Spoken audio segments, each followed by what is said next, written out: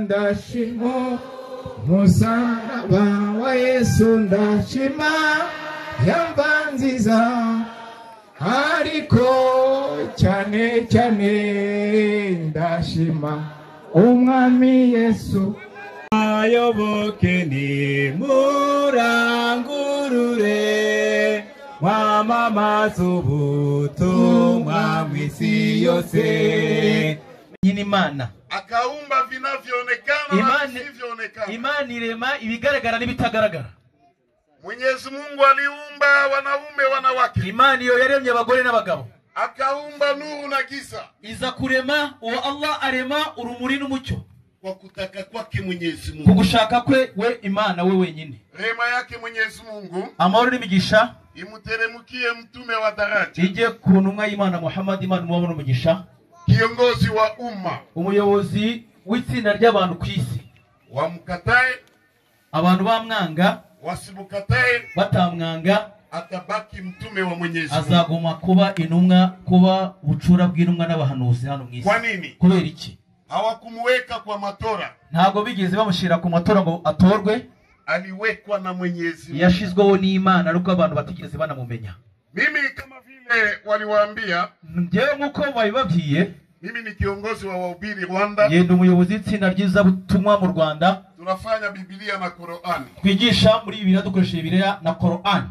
Mimi nimezaliwa Mkristo. Ngewe navutse ndi Umukristo. Naanza kuimba na miaka 10. Natangiye kuririmba mfite imyaka 10. Miaka 17. Imyaka 17 nikakuwa dirisha wa korali. Mba umudirisha wa korali. Nikafika nikamaliza secondaire. Za kurangiza amashuri yisumbuye. Wakanituma kusoma university. Baza kunyoreza kuba najya kwiga ishuri nikarudia kaminuza. Nikawa pasteur. Za kuzamba pasteur. Mu Eglise Methodiste Unie.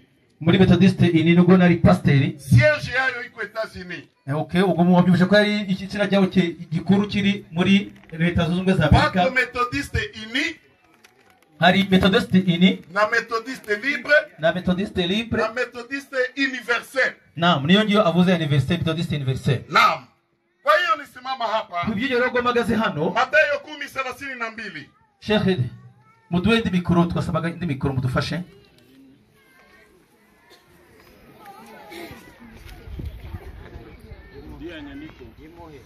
Nimuhe uriya musumi. Wewe ndarudia mistari ili watu waandike. Naam. Matayo 10 kangahe? 10:32. Matayo 10:32. Yego. Aragira ati, yego. Umuntu wese uzamamiriza imbere y'abantu. Huo ni Yesu anasema. Uwo ni Yesu uri kuvuga. Atakaye nishuhudia mbele ya watu. Buri muntu wese uzampamiriza imbere y'abantu. Uzampamiriza imbere y'abantu. Iyo mikrofone irarwaye. Ko muduwe mikoro ivuga neza. Umuntu wese uzampamiriza imbere y'abantu. Yego. Nanjye nzamuhamiriza imbere ya Data uri mu ijuru. Sawa. Ariko uzanyihakanira imbere y'abantu wese, nanjye nzamwihakanira imbere ya Data uri mu ijuru. Aha. Kwa nini naleta hii andiko? Kubera iki nazanye ino nyandiko? Sababu ndugu yangu anatoka hapa. Kubera ko umuvandimwe wanjye uvuye hano. Anasema Antikristo. Yavuze ngo Antikristo ni mwenye kumkataa Yesu. Ni umuntu wanga Yesu. Kuwa Mungu. Kuba ari Imana. Na mtoto wa Mungu. No kuba ari umwana w'Imana. Katika nyimbo ya wandugu zetu. Muri ya ndirimbo y'abavandimwe bacu. Wakasema Yesu mwiza. Baravuga ngo Yesu ni mwiza. Acha nimulize Yesu. Reka tubaze Yesu. Kumkataa Yesu. Kwanga Yesu. Sio kumtukana. Ntabwo ari kumutuka. Ni kwenda nje ya mafundisho yake. No kujya hanze y'inyigisho ze. Ukienda nje ya mafundisho yake. Iyo ugiye hanze y'inyigisho za Yesu. Uko no mkataa bila kujua. Nubwo uba uri kwanga Yesu buryo utazi. 18:18 Luka. 18 Luka she. Luka 18:18. Yego. Mutware yamubaza ati, Mutware yaje kwa Yesu, aramubaza ati, mwigisha mwiza. Urikumva? Aramubwira, mwigisha mwiza. Nkore ntengo mbone kuraga ubugingo buhoraho. Yego. Yesu aramusubiza ati, kuri kile kisubizo cya Yesu. Yesu aramusubiza ati, yego. Munyitira iki mwiza? Wiki. Munyitira iki mwiza? Wiki. Munyitira iki mwiza? Yego. Nta mwiza. Wiki. Nta mwiza. Yego. Nta mwiza. Yego. Keretse umwe. Yego. Ni Aya! Bara. Takbir! Allahu Akbar. Wewe vipi? Bite byawe muvandimwe. Kitu mimi nawaomba. Icyo giye basaba hano. Musome Biblia. Musome Bibiliya neza. Sio kwenda kuma sentiment. Ntabwo kugenda gusa ku byifuzo byanyu. Leo Uno munsi mutapata maandiko mujawahi kusoma. muri ubundi mirongo mutigeze mubona batijya babasomera mu Bibiliya cyangwa ndani hano. Pastor nawaambia. Pastor arababwira ati Wanajua Kiarabu. babazi Cyarabu Lakini hawajui maana ya Kiarabu. ariko ntabwo bazi kugisobanura. Kweli na wewe. Nawe uri hano koko. Unasikia hiyo vitu Urumva bintu bijyanye n'ubwenge. Mimi nisome Kifaransa. Njyewe nigi Igifaransa Kisha nisisikie maana ya Kifaransa. hanyuma sinumva Igifaransa cyo gisobanura. Kweli. Undi muntu utakize hanyuma amenye kugisobanura. Koko urumva hiyo magambo ni ukuri kweli. Ako nagashya. Hiyo ndio ujanja sisi wa pastere tulikuwa tunafanya. Nubwo buryarya twajyaga dukoresha tukira abapasiteri. Tunasoma tunaishia Tugasoma twarangiza kuri 26 tugastopa. Tunaficha 27. Tugahisha 27. 27 27 haiseme kwa wingi. ntabwo ivuga ku bwinshi. Inasema moja. Ivuga wowe wenyine Imana. Subira 27. 27. Yego. Imana. Yego. Imana. Yego. Irema umuntu. Irema ni benshi. Irema ni benshi. Kwa mutavuga irema ni benshi. Irema Numwe cyane ari benshi. Numwe. Imana ibaho umugisha. Asa. Kwa nini hiyo tu? Kubera iki iyo ngiyo yonyine? Tukaenda katika ukweli. Iyo tugiye mu kuri. President wa Republika. President w'igihugu Akasinye barua. iyo asinya urwandiko hasemake president aweze kusema njewe. President ashaka ngo njewe president wa Republika. La. Ibishoboka. Anasema twebwe. Kwa nini anasema twebwe? Kubera iki ngo twebwe? Kwa heshima. Icyubahiro bavandimwe. Cyo ni icyubahiro. Sio wengi. Ntabwo ari benshi. Ni moja. Abari umwe ari president ari umwe. Anasema twebwe. Lakini ni moja. Ariko numwe. Iyo tureme. Ni heshima. Ni icyubahiro bavandimwe. Sio kuwa wengi. Ntabwo bivuze ko ari benshi. Wadokteri wa Biblia. Abadokteri ba Bibiliya walifasiria hiyo andiko. Basobanuye ino nyandiko neza. Kugira ngo abantu batazibesha. Soma. Bibiliya ntagatifu. Yego. Ibisobanuro. Yego. Duhanje umuntu. Yego.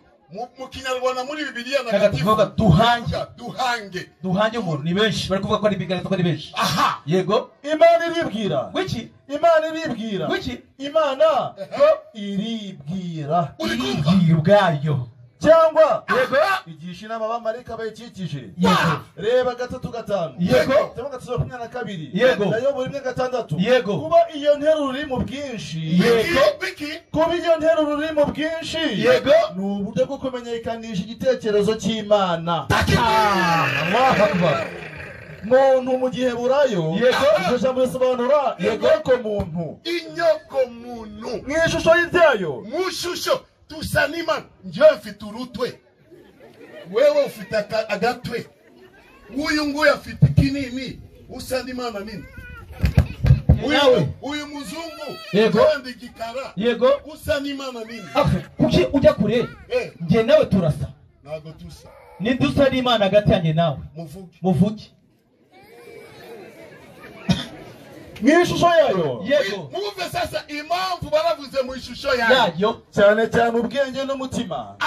Ibyo bituma umuntu asa n'Imana. Imana yaremye umugabo n'umugore bishushanyije. Yego. Cyo gituma ibitsina byombi binganya icyubahiro n'agaciro. Yego. Imana nyir'ububasha yahaye umuntu kuri ubwo bubasha ngo agenze ibindi biremwa by'Imana. Ishusho ryayo rero bivuga isura ku gikoba cy'umubiri. Ntibivuga isura ku gikoba cy'umubiri. Ntibivuga isura ku gikoba cy'umubiri. Bivuga ko umuntu ashinzwe isi. Murumva Bibiliya ntagatifu buryo sobanura. Komeza.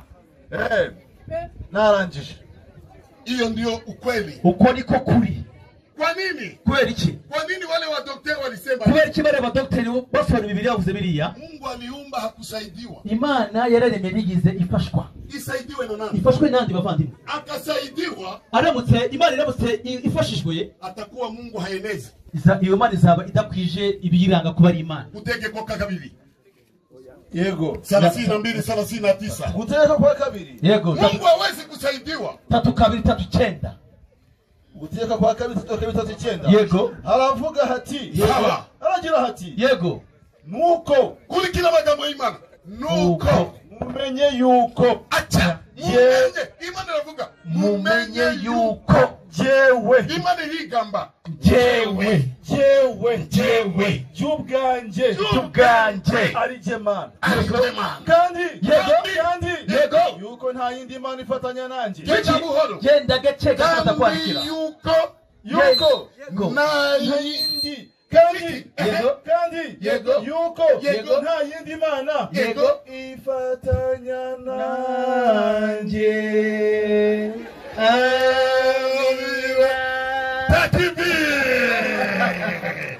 kandi yuko nta yindi Mana ifatanya nanjye.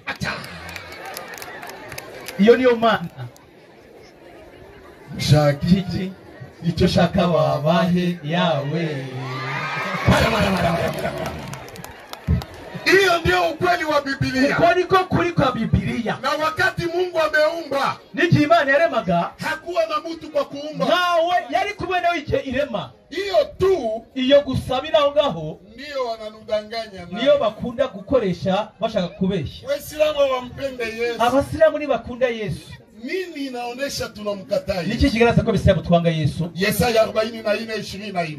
Yesaya yego 24 yego umurongo 44 sawa haragira hati yego 44 yego umurongo wagira uti yego Uwiteka mukurikire inyandiko Uwiteka umucunguzi wawe niwe Uwiteka ninde umucunguzi wawe niwe mucunguzi komeza she ariwe bagukuye mu gihugu ariwe yagukishije uhere ukiri mu nda aravuga ati uracyari mu nda ya mama wawe Uwiteka Imana iravuga ati Uwiteka yego ni je waremye byose uri kumva hariya nagori benshi Imana iravuga ninje waremye byose mbambijuru ngenyine uri kumva Imana iravuga mbambijuru ngenyine ndamburisi yego hari uwo twari kumwe musubise ninde ari kumwe ni wa hawe muchomeke Yesu hiyo ndio Uislamu ubwo nibwo Uislamu sio vitu ya kubabia ntabwo ari ibintu kuza ushakisha hatumkatae Yesu ntabwo twanga Yesu bavandimwe tunamzungumza gisi alivyo tumuganira uko ari we 1:26 hiyo ndio majibu 1:26 ibyo nibyo bisubizo cyangwa gutangira tunasoma ndani ya Biblia bisonye muri Biblia tukoshera Qur'an alisema moja Yohana yavuze ngo rimwe Yohana kweli mimi kweli kama vile ndugu yangu amesema mukuvani wanyu yavuze hano mimi nafurahi je nishimye wakati tulikutana Kigali igihe twahuye Kigali Gasogi amesema yeye alikuwa sheikh yaje avuga ko we yari umushehe wakati tulifika igihe twahageraga akakataa kama hakuwa sheikh Yesu yakana ko atari umushehe na kama alisema iko shehe nimba yavuze ko ari umushehe munipatie Qur'an dufite Qur'an ngiriya hii ni Qur'an ni Qur'an original y'umwimerere itavangiye mimi nilisoma Kifaransa nizi Kifaransa kitabu chote cha Kifaransa igitabo cyose waba cy'igifaransa iwe ya matematiki yaba ari imibare iwe ya français yaba ari cy'igifaransa iwe ya geography yaba ari ya geography iwe ya histoire yaba ari y'amateka ukaileta iyo uyizanye kizanye ntaisoma zabisoma kuko nizi Gifaransa kubera iki nilisoma mu Kifaransa nize mu Gifaransa na kama ni shehe niba koko ari shehe hii ni Qur'an iri Qur'an mwimerere hii ni kitabu cha Waislamu igitabo cha Kimana ya Waislamu yako cha Waislamu nyine mu isi kuri Kimana mu cyarabu nafungua funguye awari wose shaka kama ni shehe niba ari shehe aje isome aze dusomere gusa umurongo umwe hejuru akaisoma nayisoma anibatize ahita mbatiza joyi naze joyi iyi Qur'an joyi iyi Hii yangu ndio nataka asome. ndashaka ino yanjye mfite wari yose gusoma iyo nyo Qur'ani original ntago ari igisobanuro. Shehe wote Umushehe wose wize wako hapa bari hano ukamfungulia tu y'umufungurira anafungua. hari n'abatari bashariga ahubwo b'abanyeshuri bakiri hasi uramutse umufungura umwana ari wose uri hano wize yasoma. Na mimi nilete kitabu chote kiko mu Kifaransa. Nanjye uzari igitabo cyo cyose mu Gifaransa na gisoma. Mufungue. Fungure. Nitasoma. Ndabasomera. Sababu nilisoma Kifaransa. Kuko nizi Gifaransa. Kuwa shehe na hujue kusoma hilo. Utazi gusoma ururimi. Wewe sio shehe. Ntago haba umushehe kabisa. Ariko mwarimu. Yego. Yaba ari shehe tutaziranye koko.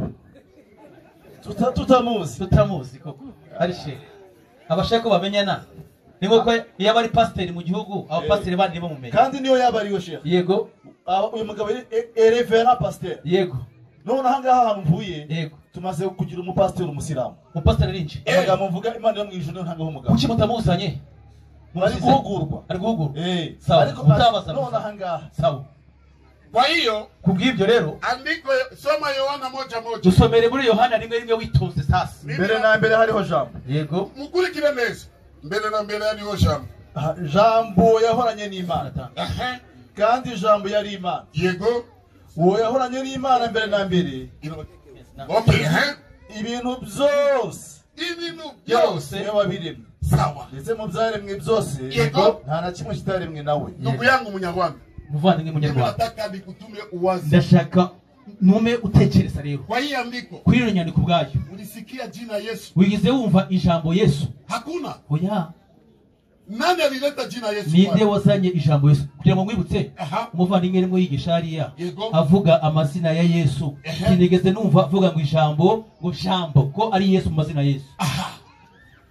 Hakuna. Ntabyo. Kwa nini hii maneno? Ano magambo nani alizungumza? Ninde wayaganiraga? Sio Yesu anaisema. Ntabwo ari Yesu anabivugaga. Sio Mungu anasema. Ntabwo ari n'Imana yabivugaga. Hapa ni Yohana iko anazungumza. Hani Yohana uri kuganira. Na ameitoa wapi? Kandi abikura he? Ameitoa abikura kuitangiriro rimwe. Mwitangiriro rimwe niyo nkomoko yari Yohana. Baada ya kusoma huko Yohana nyuma yo gusoma mwitangiriro rimwe akaja kukomante munamuna yake. Aza none gusobanura mu buryo bwe. Akaifasiri. Agenda arabisobanura. Tusome teoloji. Dusome teoloji. Hakuna teoloji mu muka. Ntago na teoloji mu muka ibaho. Masomo iko. Na masomo uriga. Na Yesu bwe amefundishwa na Mungu. Yigishijwe n'Imana. Vipi atakuwa Mungu? Ni gute yaba Imana kandi yigishijwe n'Imana?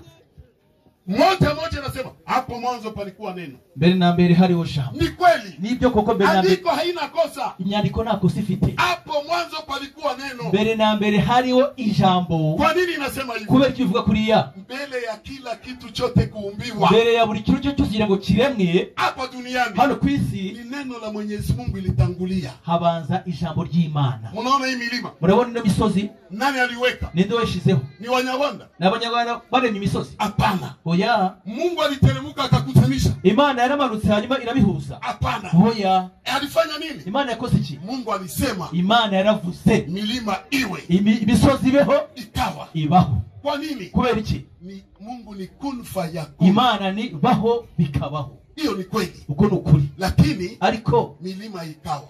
Imisozi ibaho. Kabla ya milima kuwa. Mbere ko imisozi ibaho ni neno ilianza. Habanje ijambo ry'Imana. Ndio maana Yohana anasema. Niyo mpamvu Yohana avuga ati hapo mwanzo palikuwa neno. Mbere na mbere hariho jambo. Hiyo ni kweli. Byo nukuri.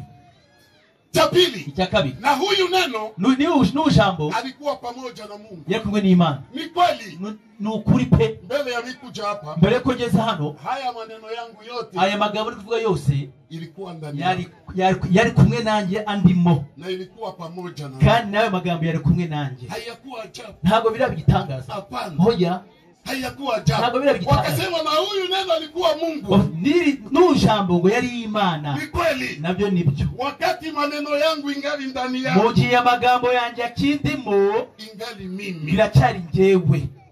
Neno lako inaweza kukuokoa ama inakufungisha. Ijambo ryarusha kukorokora cyangwa rikagufungisha. Mungu atasema. Imana itaravuga. Maneno yake iko ndani yake. Amagambo y'Imana aba akirimo. Wakati atatoa. haijatoa, imana itarasohora, ingali Mungu, biracyari imana, sababu ingali ndani yake, ko biracyari mu mana. Ndiyo sababu wamesema niyo mpamvu yavuze ati huyu neno alikuwa Mungu na jambo yari imana. Pale hakuna Yesu, haona Yesu hari, wanaendelea kusema, bakomeza bavuga hakuna kilichoumbiwa isipokuwa na nta neno. cyari gusoko cyaremwe na jambo. Ni kweli, nabyo nibyo, hakuna kitaumbiwa duniani bila neno la Mwenyezi nta Mungu. kimwe kizaremwa na kimwe cyangwa cyaremwe hano bitari ku jambo ry'Imana. Zaburi 33:6. Zaburi 33:6. Yego. Ijambo ry'Uwiteka niryo ryaremye ijuru. Fala. Ijambo ry'Uwiteka Yego. niryo ryaremye ijuru. Yego. Umwuka wo mu kanwa ke, uwo mu kanwa ke uwo waremye ingabo zo muri ryo zose. Zose. Ateranya amazi yo mu nyanja nk'ikirundo. Yego. Ashingura umuhengeri mu bubiko. Yego. Si yose yubaha Uwiteka. Yego. Bari mu isi bose bamutinye. Yego. Kuko yavuze bikaba. Yego. Yategetse bigakomera. Acha. Takbir.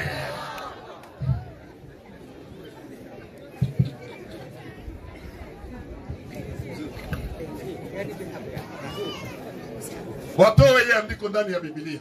Inyandiko tuvuze bayikure mu muzayisibe muri Bibiliya. Ndio maana Yesu, niyo mpamvu Yesu watu walimwendea, abantu baramugendeye angali duniani, akiri mu isi, akaja araza, wakamuuliza, baramubaza ati, Yesu, hiyo neno tunalolisikia iryo jambo twumvise ni wewe, ni ryawe, ni yako, ni ryawe? Yesu akajibu, Yesu arasubiza, Yohana 14:24. Yohana 14:24. Yego. Umurongo waho uragira uti, Yego. 14:24. Yego. Aragira ati, Yego. ariko utankunda, Yesu anavuga utankunda, yitondera amagambo yanjye, ugomba kwitondera amagambo ya Yesu. kandi iryo jambo mwumvise, Wiki, iryo jambo mwumvise, Yego. si iryanjye, Wiki, si iryanjye, wiki, si iryanjye, Yego. ahubwo Yego. ni irya Data wantumye.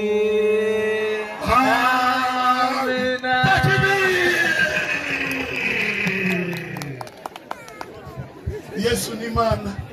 Mana. Mimi natafuta kuwapatia exercise. Ndashaka kuba umwitozo turangize rero. Examen moja. Kizamini kimwe. Yesu alikufa hakufa? Yesu yarapfuye ntiyapfuye. Abakristo mu myemerere yanyu Yesu yarapfuye ntiyapfuye? Yarapfuye. Sawa. Sawa. Tuulize Biblia. Tubaze Biblia. Mungu aliyekufa, Imana yapfuye, anaweza kuwa Mungu? iyo Mana yapfuye kuba Imana? Timotheo wa kwanza. Timotheo wa mbere 1:16. 16. Timotheo wa mbere. Yego. 1:16. Yego. 17. Yego. Mwarimu. Yego. Nanjye n'umurongo umwe. Aha. Rama umurongo umwe gusa. Fanya. Umwami nyiri ibihe byose. Ulikumva? Biblia iravuga umwami nyiri bihe byose. Udapfa. Wiki. Udapfa. Kandi. Yego. Kandi. Yego. Utaboneka. Niwe Mana imwe yonyine. Ihimbazwe. Yego. Ihimbazwe. Yego. Kandi. Yego. Icyubahiro kibi cy'iteka ryose. Amina. Mungu hawezi kufa. Imana nishobora gupfa. Mungu alituumba. Imana yaraturemye. Afe. Ipfe koko. Tumuzike. Hanyuma tujye kwishingura. Dunia itongozwa na nani? Icyo gihe isi izayoborwa nande? Tena huyu Mungu mnasema ni Mungu. Kandi uvuga ko ari Imana. Alikuwa kumsalaba. Igihe yari ku musaraba Akalia. yarimo arira, Eloi Eloi lama sabakatani. Mana yanjye niki kikundekesheje? Maana yake Bisobanura huyu ni Yesu yuko uwo kumsalaba. ni Yesu uri ku musaraba. Ndio mnasema Mungu. Muri ngo mvuga ko ari yo Mana. Akalia. Arira. Mungu wangu. Mana yanjye, Mungu wangu. Mana yanjye, Kwa nini umeniacha? ni igiki kikundekesheje? Mwarimu. Ikiwa Yesu ni Mungu, Niba Yesu ari Imana, alikuwa analilia Mungu gani? yaririraga iyi Mana Na yeye ndiyo Mungu. mu gihe ari we Mana. Tumikisha akili yako. Koresha ubwenge bwawe. Mwarimu. Ahangaha Yego. nta gisubizo babona. Naje. Abaroma 1:22. Aha. Haragira hati, Yego. biyise abanyabwenge Yego. bahinduka abapfu. Yego. Maze ubwiza bw'Imana idapfa. Wiki. Maze ubwiza bw'Imana idapfa. Yego. Babuhindura Yego. ibishushanyo by'abantu bapfa. Hiyo ni Biblia. Iyo ni Bibiliya. Inabakia dakika ngapi? Kwa hiyo kubw'ibyo rero mimi nashuhudia yewe ndababiriza imbere katika imani ya Kiislamu, mu myemerere ya Kiislamu, Yesu hatumchukie, ntabwo tumwanga, lakini ariko hakuwahi kuwa Mungu, ntiyigeze kuba Imana, haiko Mungu, si Imana, na hata kuwaka Mungu. ntazigera aba n'Imana. Umuntu anaweza kuwaza kuwa Mungu. Umuntu yategeza kuba Imana. Gisi mko hapo, uko muri hano mnaweza kuwaza kuwa Mungu. Hari umuntu watekereza kuba Imana? Haiwezekani. Ntabwo byashoboka. Kwa nini? Kubera iki? Sababu mko watu. Kuko muri abantu. Na Yesu ni mtu. Na Yesu ni umuntu. Ndio sababu hawezi kuwa Mungu. Niyo mpamvu adashobora kuba. Assalamu alaikum wa rahmatullahi wa barakatuh. Barakoze. Reka biriya bavuga nibyo. Nta bitekerezo by'umuntu byagera aho ngaho. Ntibishoboka. Umwana w'umuntu kugira ngo azovuge ko Imana yagize umuntu, umwana w'umuntu se yabyumva kereka byumvishijwe n'ijambo ry'Imana. Reka rero tugiye gufatana ku mwanya muto. Bari bafite ibitekerezo bibiri, bavuze kimwe kuko igihe kitubanye gitoya, nagerageje kuvuga ngo nacyo bakigeraho ko wenda biriya birahagije. Reka hano tugiye guha umwanya Abdul Karim, hari n'undi uri icyo abivugaho, cyane cyane tugiye kuvuga ku bintu biri twebwe. Tugiye kuvuga ku cya Yesu, ukuntu ari umwana w'Imana, uko biri bihari. Noneho tuvuge ni mu gihe gitoya tugiye kubikoresha uko kingana. Reka tumuhe iminota 30 nawe.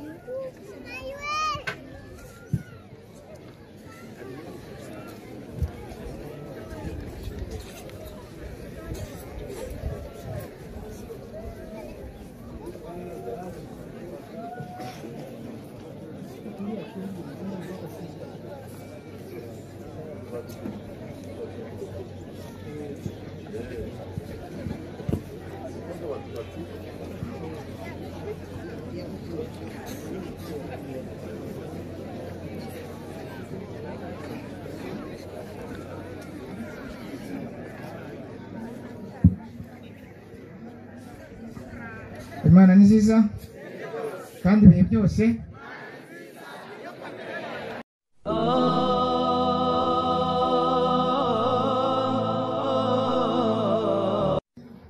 Ariko iyo umuntu akunda umuntu aramuvuga, niyo mpamvu tuvuga ngo Yesu ashimwe. Banjirije ku kibazo cya mbere, ubuhakanyi muri Bibiliya na Korani burakomeje, ndetse no ku musozi Karuvari. Aba bantu ni igitangaza. Munyemerere mwakoresheje Bibiliya, mwagiye hirya ya Korani, nanjye ndajya muri Korani rero. Kandi mwababajwe nuko navuze muzi kuvuga Icyarabu ariko ntabwo muzi kugisobanura. Nubwa mbere iryo jambo muryumvishije hano se kwaka gasozi, igasoge nawe babwire naho birabakomeretse. Nongere bisubira, iyo mumenya ubusobanuro bwa Korani muba mu bwami bwa Yesu n'ingoma ya Yesu. Iyo mumenya ubusobanuro Korani ivuga, wallahi muba muri mu bwami bwa Yesu, bamuri abayoke ba Yesu. Mereye kwisha muvuga ngo Yesu ntabwo ari Imana, Yesu si umwana w'Imana. Korani se ufite ubusobanuro mu Kinyarwanda cyangwa mu Giswahili nta kibazo. Musome aya ya 3 umurongo wa 45 mudusomere. Mutavuga ngo Abdul Karim niko nigasoje mwangize. Uyu ugiye gusoma uri gusoma nabaze ngo urashaka gusoma bitari byo. Umbabari unsomeraho ndajya mubwira. Korani hehe? 3 aya ya 45. 3 nisome mu Kinyarwanda, mu Kinyarwanda rwose ntacyo kugira mbo reka twumvikane gato. Si ukuvuga ko Icyarabu utakizi, si ukuvuga ko no muri twe nta bakizi, ahubwo aba bantu turi imbere baduteze amatwi urwo rurimi ni ikibazo kuri bo. Reka musomere mu Cyarabu yisobanure mu Kinyarwanda. Urakoze cyane. Sibyo? Yego. إذ قالت الملائكة يا مريم إن الله يبشرك بكلمة منه اسمه المسيح عيسى بن مريم وجيها في الدنيا والآخرة ومن المقربين. umurongo wa 45 uravuga ngo zirikana malaika bavuga bati yewe Mariam, yego mu byukuri Allah araguha inkuru nziza y'ijambo rimuturutseho, yego izina rye ni Masihi Isa mwene Mariya, yego ni nyiri cyubahiro ku isi no ku mperuka, kandi azaba mu bahafi. Amen, haleluya. Reka mbanze ku kintu kimwe, urakoze wa muntu w'Imana. Ndabaza ntabwo umbabarire, turi kubazanya turaziranye, ejo ndi tuzaba turi kumwe nimba hano i Kigali tuba turi kumwe mwese. Yego. Urashatse ufite umugore uko biri kose. Yego. Ufite umuryango. Yego. Abana bawe wabyaranye n'umugore wawe. Yego. Ninde wabise amazina? Ni umugore wawe cyangwa ni wowe? Ni njyewe. Ni wowe. Hano usomye ngo iki? Ngo nuko abamarayika babonekera umwari Mariya. Ngo zirikana ko abamarayika bavuga bati, yewe Mariya mu by'ukuri araguhaye inkuru nziza y'ijambo rimuturutseho. Izina rye ni Mesihi, bivuga Kristo cyangwa Mesiya. Ni Isa, bivuga Yesu. Mwene Mariya ni nyiricyubahiro kuva isi yaremya no kumperuka, kandi azaba mu bari hafi. Amazina ku isi, amazina y'uyu mwana atanzwe nande, aturutse he? Nabazaga wowe, atanzwe nande? Atanzwe na Yosefu cyangwa Mariya nyina?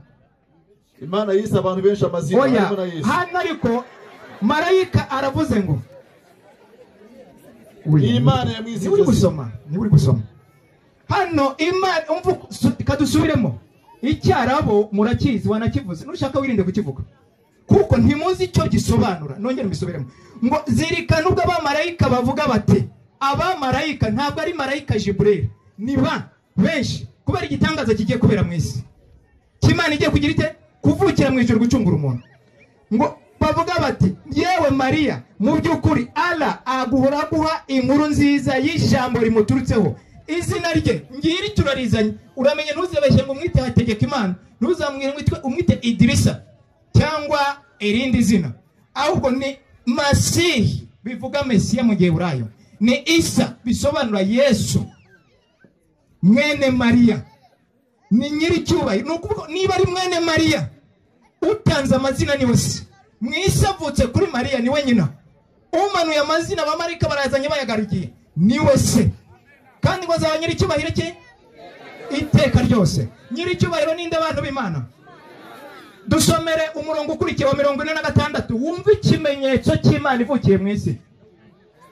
46. ويكلم الناس في المهد وكهلا ومن الصالحين. azavugisha abantu akivuka no mu bukwerere, kandi azaba mu ntungane. Azavugisha abantu akivuka. Umwana wa garuka iwawe mu rugo, umwana wawe nyina ari ku kiriri cy'iminsi 2, babyaye mutega amatwi. Abazaga gusura Mariya ko yabyaye, marayika ati funga umunwa, umwana wawe ari usubiza. Yesu avuga ari ku kiriri cy'iminsi 2-3, avuga ngo ninjye. Amagambo avuga tuzayasanga mu zindi sura turabikora turageramo. Uwo mwana nuwande ko muhakana ko Yesu atari umwana w'Imana. Nyamara uyu murongo urabereka ubumwana bwa Yesu, ukabereka n'uburyo ari umwana w'Imana, kuko azaba nyiricyubahiro. Nyiricyubahiro Imana. Yesu ni nyiricyubahiro. Nyiricyubahiro ninde nanone? Ni Imana. Yesu ntabwo ari Imana, ntabwo ari umwana w'Imana. Turakomeje. Mwagezeho muvuga ngo ku ijambo rivuga ngo Yesu muramukunda, mugira mute ntimumutesha agaciro. Nyamara Qur'an, iki gitabo cyanyu kiyobora ishyanga ry'Abayisilamu, ntabwo ari igitabo kiyobora abatuye isi bose, kuko ntabwo ari igitabo cyahumetswe n'Imana. Ntabwo ari igitabo kingiki. Iki ntabwo ari igitabo. Isura ya kangahe? Isura ya 4 iravuga ngo iki? Itegura dusomere aya ya 5 ya 4. Usomere nako aya isura ya 5, isura ya 4 aya 171. Utubwire urukundo mukunda Yesu, mukemureka kubeshya abantu mubari imbere, ejo mutazacirwa iteka. Aya ya 4 umurongo w'171. Qur'an kane 171. Yego. Suratun Nisa. Yego. Yemwe banyiri bitabo. Yego. Ntimukarengere mu idini ryanyu. Uko nukuri. Ntimukavuge kuri Allah. Yego. Uretse ukuri. Yego. Masihu Isa mwene Mariya. Yego. Ntataretse rose kuba intumwa ya Allah. Yego. Ijambo rye yoherereje Mariya na roho imuturutseho. Yego. Nimwemere Allah n'intumwa ze. Yego. Ntimukavuge ubutatu. Nuko mubireke nibyo byiza kuri mwe. Mu by'ukuri Allah ni Imana imwe, ubutagatifu n'ubwe, ntiyagira umwana. turagarutse turacyavuga iyi ni korowani ariko muri kumva mbabwira ko iki ni igitabo kigaruka impamvu nkibabwira ariko muzi korowani yaranditswe bigenze gute kugira ngo muyishyire imbere y'abantu ngo iki ni igitabo gitagatifu ndakeka muvuga mutazi inyandikire yayo reka dusubizanye nta kibazo ya kuri topic mzee topic yes oya nushaka topic y'ibitabo tuzaganira niho turi wizinzika kuko igiye kuguciraho iteka mu byo wavuze uri kuzinzika Yesu umukunda ute umuha icyubahiro ute kandi uvuga ngo korowani yawe igitabo kikuyobora wize nka shehe ngo ntacyo ari cyo umuntu udafite icyo ari cyo imbere yawe bafite agaciro si korowani si wowe yisomeye ntabwo ari ngewe ndirinda gusoma uwo muntu oya reka tubazanye nta kibazo kuko ari gusoma nirinze nge gukoresha bibiliya ninyikoresha isoni zirabakora korowani iravuze ngo Yesu ntukavuge kuri Yesu ntacyo ari cyo umuntu utagize icyo ari cyo imbere yawe wamwubaha ariko uzuza interuro muvanga oya nayujuje nabazaga interuro nsubiza mu izina rya rusange ko muri abayisilamu umuntu utagize icyo ari cyo imbere yawe mukuhani bikubwira wamwubaha Yesu yaravuze Qur'ani ati ntacyo ari cyo uretse kuba intumwa y'Imana uretse ntacyo ari cyo iryo jambo sinzi niba uryumva urasa ni igitutsi iyo ni igitutsi ahubwo gikomeye imbere ya Yesu iyo umenye icyo korowani n'icyarabu uvuga gisobanura akubwiza ukuri kwa kweli uba mu ngoma ya Yesu uwo mutazi n'Imana yawe ararikiye ngo muze mwige Imana mutigeze mumenya Yesu ni Imana byanjye bikunde Yesu ni Imana rwose pe ndagira ngo rwose tugendane mukuri wavuze ko Yesu ngo atari ijambo ngo iryo jambo ngo ni ijambo ngo abahanga banditse Surati Mariam ni ya 19 Quran rambura vuba tugenda nerekana ijambo ngo ari we ibintu byose mwabivuze mu isoma muri bibiri nyamara Quran iragaruka ikagukubita ikabakubitisha imbere y'abantu Sura 19 ndagira ngo unyemerere rwose uhere ku murongo wa 32 usoreze ku murongo wa 34 Sura 19 Qur'ani aya ya 32 hadi 34 Yesu aravuga ati Yesu kamera kuri 30 nta kibazo Yesu aravuga ati yego mu byukuri ngenzi umugaragu w'Imana yampaye igitabo anangira umuhanuzi yego anangira ubumenyesha aho ndi hose anegeka gukora isengesho no gutanga amaturo igihe cyose nzaba nkiri muzima yego no kumvira mama yego ntiyanangize umunyagitugu umunyabyaha yego amahoro ni abe kuri jye yego umunsi navutseho yego umunsi nzapfiraho yego umunsi nzazurwa ndi muzima komeza 34 uwo ni Isa mwene Mariyamu yego ijambo ry'ukuri ryo badashidikanyaho twavuga ngo iki Korani iragaruka agapira kakakugaruka imbere umusaraba urupfu umuzuko bya Yesu urabibonye ku Isura 33 ngo nihashimwe umunsi nzapfiraho uwo nzazurwaho n'uwo nzagira ate nzajyanwa mu ijuru ndi muzima ngo ni ijambo ry'ukuri ryo bashidikanyaho ndiyo kwa mana munamusisitiza ntabwo bavuze ijambo bavuze ijambo uravuga ijambo kamwita izina Qur'ani ivuga ijambo ry'ukuri ukuri ninde ni Imana na Muhammad ni ukuri ijambo ni ukuri ntago ari ijambo wibigira izina bantu b'Imana ufite Bibiliya narambure ubutumwa bwiza bwa Yesu uko bwanditswe na Yohana uko kuri mu gusome igice cya 3 vuba igice cya 3 Qur'an oya ndabwira abangaba ndamburire Bibiliya Yohana 3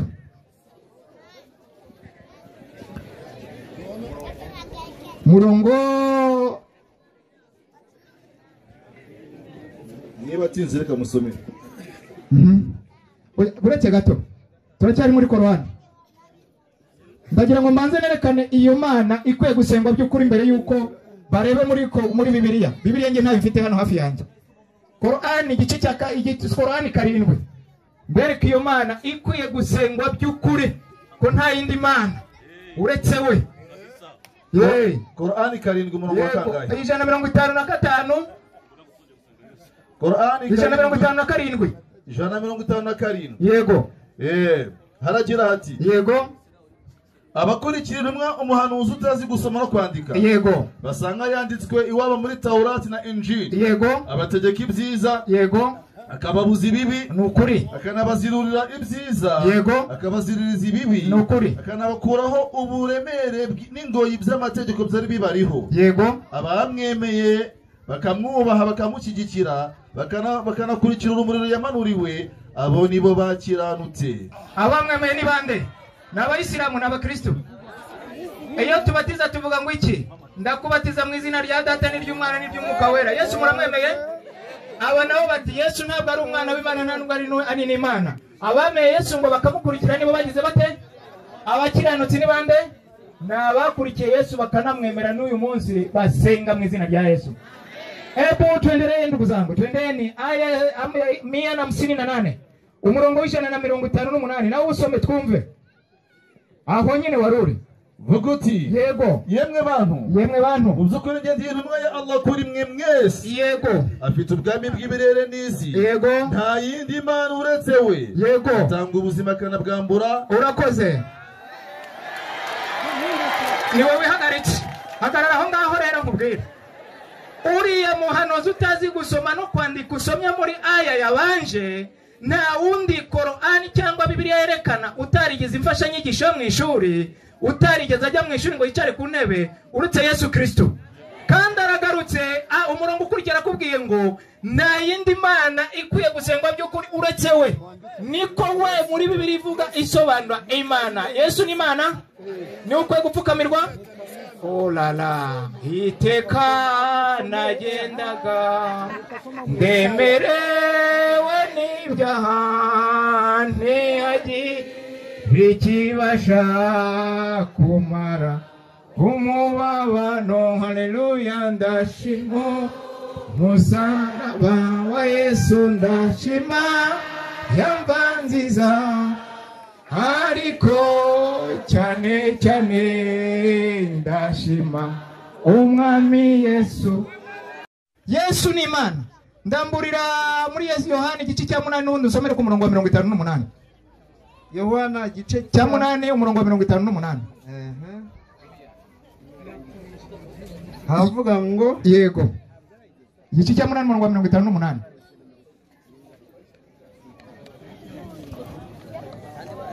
umurongo wa 58 havuga ngo yego Yesu arababwira ati yego nukuri ndababwira yuko Aburahamu ataravuka ndiho ninde? Yesu ndiho nanone ninde? Reka tubisome mu kuva igice cya 3 umurongo wa 14. Yesu yitiranwa na se bahuje amazina. Kuva 3:14 Yesu ni ndiho. Aburahamu ataravuka ndiho.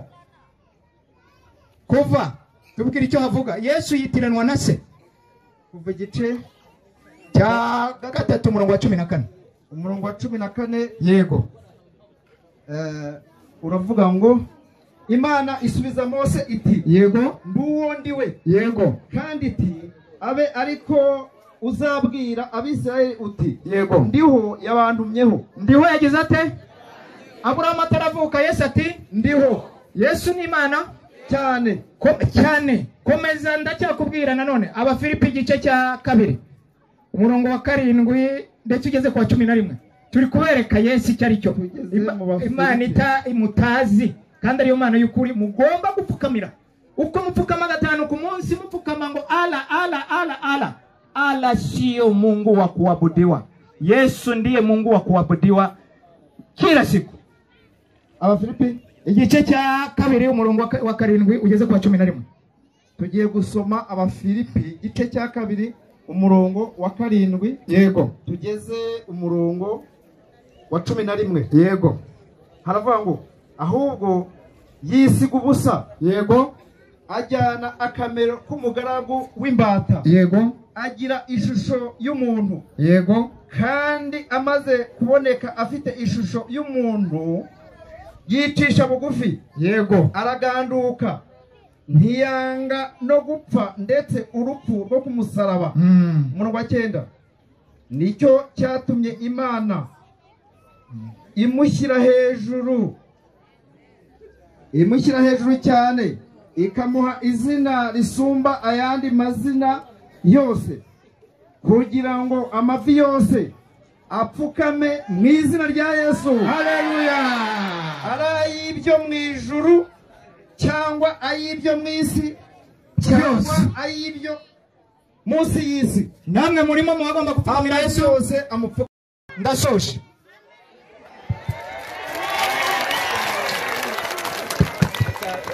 Reka tubasabe mutuze. Reka tubasabe mutuze.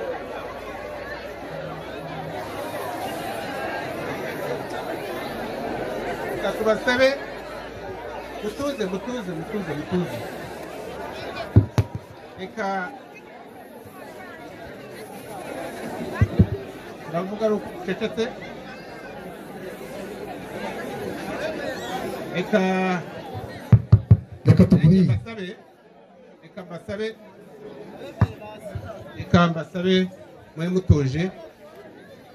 Mwabonye ko mwavuze ducecetse, reka natwe dushyiraho akacu abari bari hano.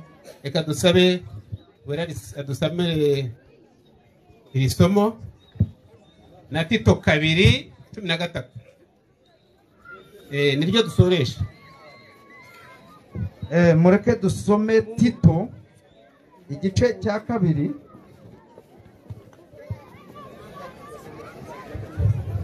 Tugiye gusoma Tito igice cya 2 umurongo wa 13 na 14.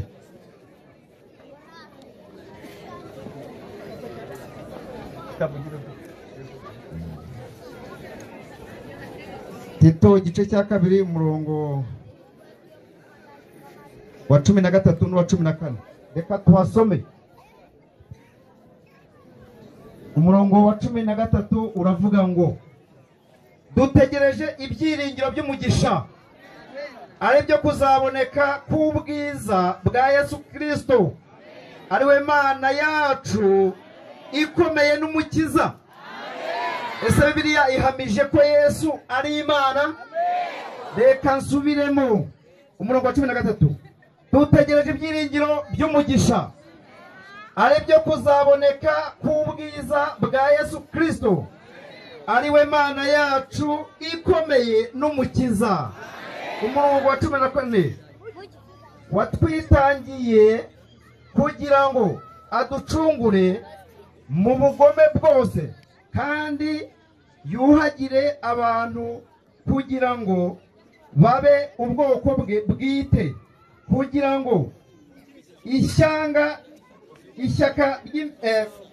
kugira ishyaka ry'imirimo myiza. Reka dusoreze kuri umurongo wa 13 kugira ngo tumare impungenge umuntu wese waje aha. Uyu murongo wa 13 tuwusubiremo, ahari buri muntu wese awumve. Ni Bibiliya, kandi abavandimwe bacu batubwiye ko bemera Bibiliya, kandi bavuze ko Yesu atigeze aba Imana na rimwe. Ntaho Bibiliya bivuga ngo nibahabona barabatizwa. Reka rero twongere dusome aha hantu ahari byatuma umuntu batizwa yabatizwa. Umurongo wa 13 uravuga ngo, dutegereje ibyiringiro by'umugisha, ari byo kuzaboneka k'ubwiza bwa Yesu Kristo, ari we Mana yacu ikomeye n'umukiza. Mbese murabatizwa? Ko tubonye ko Yesu Kristo ari Imana ikomeye n'umukiza, kandi mukaba mufite Bibiliya, mukaba mwavuze ko mubonye ahantu handitse ko Yesu Kristo ari Imana, mwabatizwa. Mbese Yesu Kristo batubwiye ko ari Imana ikomeye n'umukiza. Uwiteka bagirire neza, kandi mujye muri Yorodani. Reka dusoreze ahangaha ko amasaha tuba hano arageze. Dutangira saa 9 tugasoza saa 12. Reka rero tubasabe kwihangana.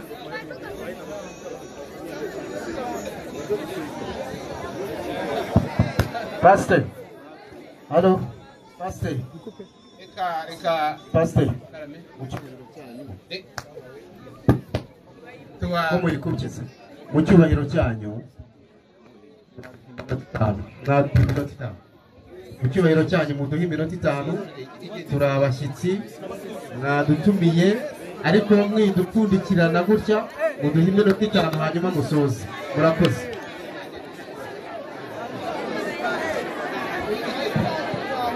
Reka ubundi rero reka tubabwire umushyitsi turamubanza natwe tugaheruka. Ubwo rero tubasabe iminota baduhaye irarangiye, ahubwo nimugira ikindi gihe tuzongera duhure, ariko turabashimiye ko mwaje mwatubanjije pastor kandi uriya mugabo Abdul Karim hari byinshi yatubekeye. Oya icyo cyo mwe kwemera ibyo yatubekeye cyo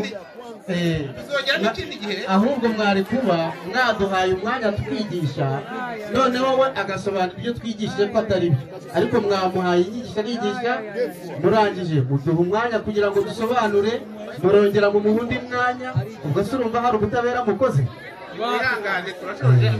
Ntabwo turi mu gihugu gifite umutekano, nta kibazo turagira.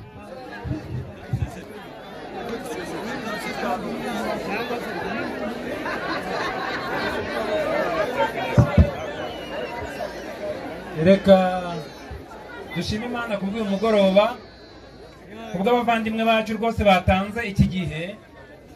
Gusa nyine kubera ko turi mu isi ibihe bibaye bigufiya, ariko noneho tugiye gusoza n'indirimbo ya 57. Burya ijambo ry'Imana rivuzwe birashoboka ko hari abo rikoze ku mutima, ahasigaye bagafata icyemezo. Abaririmbyi rero nibaturimbire 57 dusoza, niba ngombwa tuzongera tubatumire twongere tugire n'ibiganiro, ariko mwakoze cyane. 57 muhanike turimo indirimbo, niturangiza dusenge.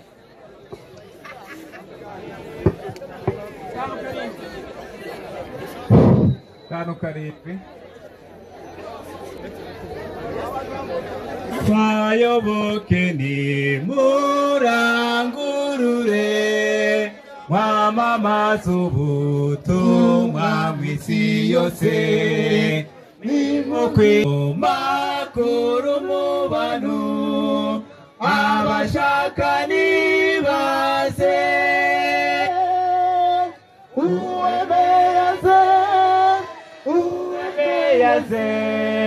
nimubimenyesha abatuye hasi, umubyeyi aratarura abana be, abashaka nibaze, ushaka kuzayitindiganya. Tukiririmba umuntu wese wumva ashaka kwiyegurira Imana mbere no kuri abayisilamu bagomba kubatizwa, muhaguruke batizwe mu izina rya Yesu.